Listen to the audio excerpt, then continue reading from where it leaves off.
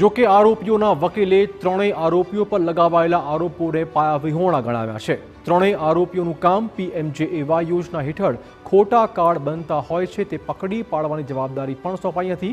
Ayushman card હેઠળ થતી છેતરપિંડી પકડી પાડવા વોટ્સએપ ગ્રુપમાં જોડાવવું પડે છે। મહિલા ડોક્ટર શૈલેષના કહેવાથી જ વોટ્સએપ ગ્રુપમાં જોડાયો હતો।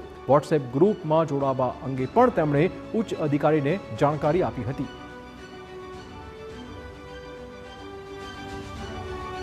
PMJAY યોજના અનુસાર જે ડૉક્ટર શૈલેષભાઈ છે તે કોર્ડિનેટર છે।